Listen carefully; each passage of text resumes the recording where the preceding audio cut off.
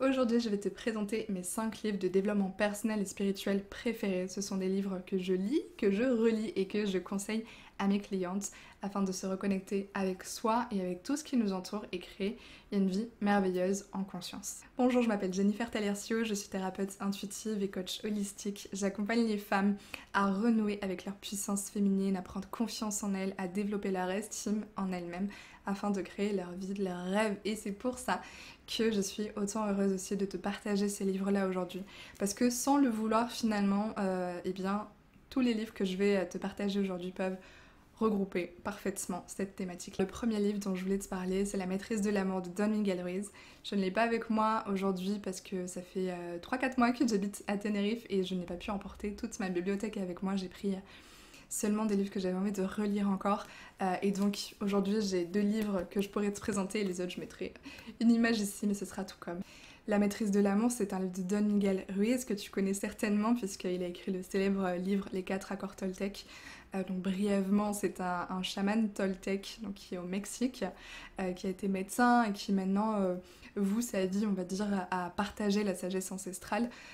Et donc dans la maîtrise de l'amour, c'est sur les relations alors amoureuses, mais aussi plus largement en fait pour toutes les relations, même si je trouve que ça se prête encore plus pour les relations amoureuses, puisque en fait l'autre est notre miroir et finalement on va envoyer à l'autre toutes nos peurs, nos insécurités, notre besoin d'être rassuré, des attentes aussi, et en fait ça peut venir créer des conflits et voilà, une mauvaise gestion de la relation on va dire.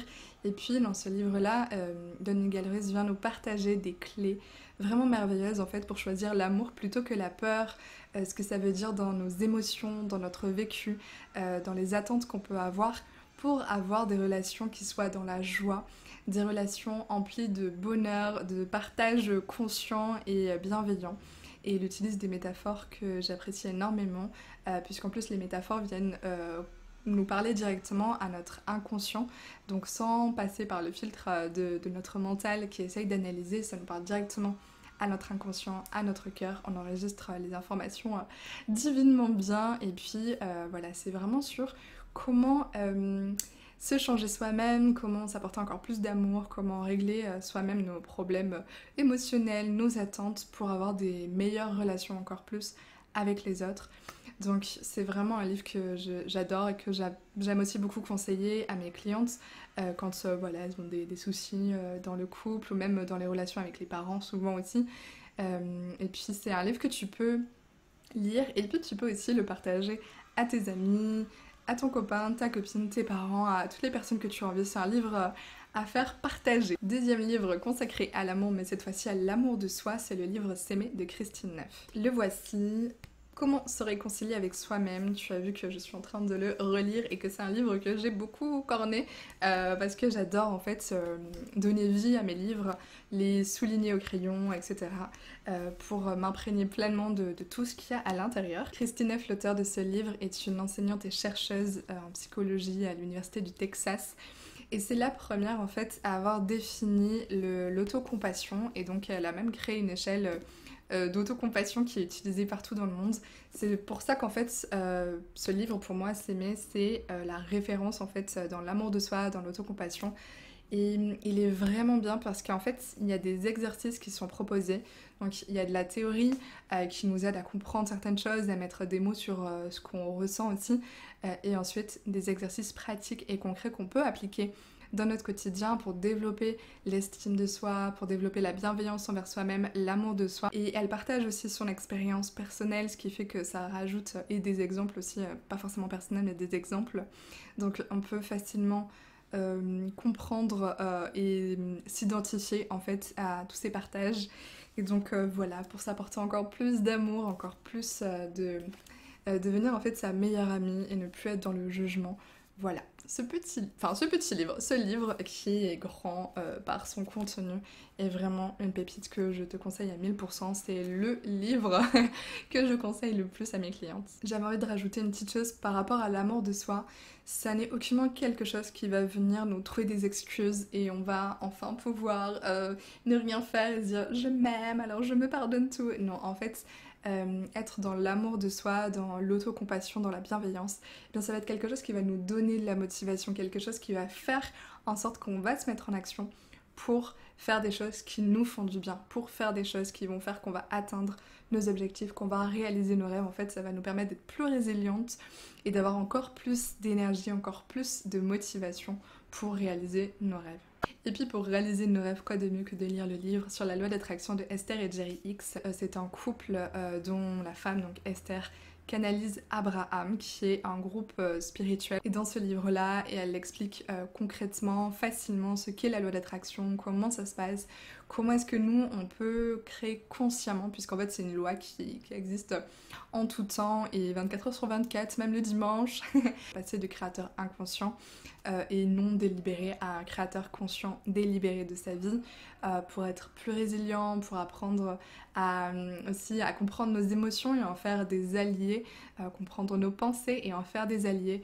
Voilà, je trouve que c'est un livre qui est intéressant, que tu connaisses déjà la loi d'attraction ou pas, peut-être que ça va t'apporter d'autres points de vue, aussi le fait de poser ses intentions. Enfin voilà, c'est un livre qui est plutôt sympa, je trouve, qui donne des belles bases en fait et des compréhensions sur certaines choses, parce que c'est vrai que la loi d'attraction, on en parle de plus en plus, mais des fois il y a comme des méthodes en fait qui sont partagées, ou des choses, on a l'impression qu'il faut faire telle chose pour que ça marche pour nous, alors qu'en fait là ça nous fait revenir aux bases. Et je sais que quand j'ai commencé à le lire, même rien que l'introduction, ça m'a fait plein de frissons dans le corps. C'est un livre vraiment que j'ai beaucoup apprécié dans sa façon d'être écrit aussi. Le 4e livre, c'est L'argent n'est pas le problème, c'est vous, et s'il s'agissait de votre capacité à recevoir. Les auteurs sont Gary Douglas et Dane Heer. Je ne connais pas beaucoup ces auteurs-là, je sais simplement que ce sont eux qui ont créé la méthode Access Bar, Access Consciousness, qui est une méthode avec des tapotements, ou je sais pas exactement, mais voilà, c'est par rapport à des points dans le cerveau qui permettent de libérer les énergies. Donc voilà, ils ont créé cette méthode-là qui est quand même assez connue partout aux États-Unis, même en France. Et ils ont écrit ce livre-là justement sur l'argent. C'est un petit livre pareil que j'ai relu 2 fois je crois, et qui permet en fait de voir l'argent sous un autre angle, parce que souvent l'argent a une connotation négative, où voilà, on met beaucoup d'émotions dans l'argent, finalement c'est simplement une énergie qui nous permet de faire des choses et qui est importante, je suis bien d'accord, mais c'est une énergie. Et finalement, c'est nos croyances à propos de l'argent, nos croyances à propos de nous, notre capacité à recevoir justement, qui fait qu'on va être plutôt alliés ou plutôt désalliés avec l'argent. Et ce livre-là, en fait, permet de voir l'argent autrement, de voir cette énergie-là autrement, avec des exemples aussi dans la vie quotidienne, dans nos achats, comment notre façon de penser par rapport au prix des choses, en fait. Et il y a même des mots, enfin des phrases clés qui me sont restées sur la notion, par exemple, du fait que non, ça n'est pas trop cher, c'est juste que ça n'est pas ta priorité, ou quand on reçoit de l'argent ou quelque chose, n'importe quoi comme expérience qui nous fait du bien, qui nous fait plaisir, et bien dire merci pour ça, comment est-ce que ça peut être encore mieux. C'est être dans la gratitude et en même temps challenger l'univers, dire yeah, ok, je suis prête à recevoir encore plus. Et donc, encore une fois, je fais les liens avec tous les autres livres que je t'ai partagés. L'amour de soi et aussi la loi d'attraction. Et enfin, dernier livre que je n'ai pas encore terminé, mais pas loin, je suis dans les dernières pages, mais j'avais trop hâte de te le partager parce qu'il est vraiment génial. Je fais que le montrer en photo sur Instagram tellement il est bien. Il s'agit de Devenir super conscient de Joe Dispenza. Transformer sa vie et accéder à l'extraordinaire, avec une préface de Greg Braden, et il est, voilà, il est de cette taille-là, un petit peu comme l'autre en fait, ce sont les mêmes formats. Joe Dispenza, il allie, en fait, il fait le pont entre la science, les neurosciences, la physique quantique et la spiritualité, les expériences mystiques, transcendantales qu'on peut avoir avec des pratiques spirituelles, notamment de la méditation, ce qu'il partage beaucoup en fait dans ses livres. Et donc il a écrit ce livre-là, il a aussi écrit Rompre avec soi-même pour se créer de nouveau, qui est aussi génial. Donc tu peux lire les 2 livres, vraiment je te conseille les 2 livres, mais voilà, comme je suis en train de lire celui-là, et bien c'est celui-là dont j'ai envie de te parler forcément. Joe Dispenza a une histoire vraiment extraordinaire, puisqu'il a eu un accident de voiture qui a fait qu'il a eu 6 vertèbres de brisées, et en 9 semaines, grâce à ses capacités d'auto-guérison, grâce à l'entraînement de son subconscient, eh bien il a pu guérir, il a pu reformer ses vertèbres sans aucun traitement chimique, sans aucune opération. Donc je trouve ça vraiment incroyable de se rendre compte à quel point l'être humain est capable de réaliser des choses dans la matière, pas simplement sur nos pensées ou sur nos émotions, ce qui est déjà énorme, on est bien d'accord, mais ça peut avoir un impact même sur nos os, sur nos vertèbres, et il en est l'exemple parfait.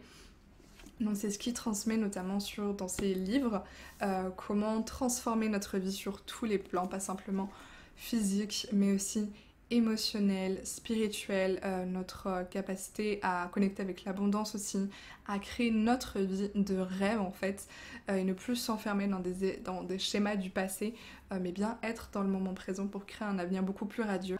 Et finalement, il partage des choses qui sont tout à fait spirituelles, on va dire, dans la connexion avec l'univers, avec le champ quantique, avec tout ce qui vibre en fait, mais d'une façon vraiment justement physique, quantique, mais en même temps amené simplement, voilà, il rentre pas dans des choses qu'on ne pourrait pas comprendre en tant que non initié à la physique quantique.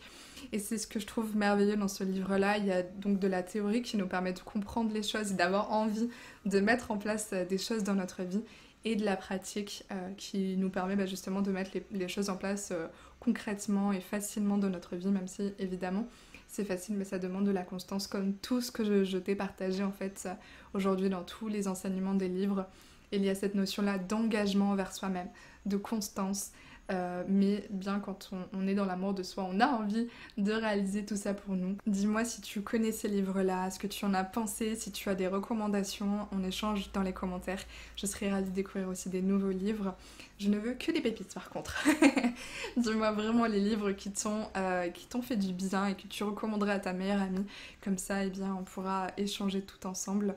Je t'invite à t'abonner à ma newsletter, tu auras le lien dans la description de la vidéo. Je t'envoie un mail par semaine où je te partage des conseils de bien-être, de développement personnel, spirituel, des choses qui m'inspirent et qui, je sais, vous font aussi beaucoup de bien à toutes les lectrices.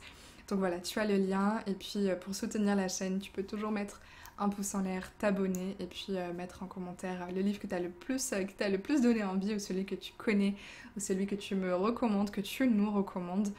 On se retrouve très vite la semaine prochaine pour une nouvelle vidéo. En attendant, prends bien soin de toi, je t'embrasse.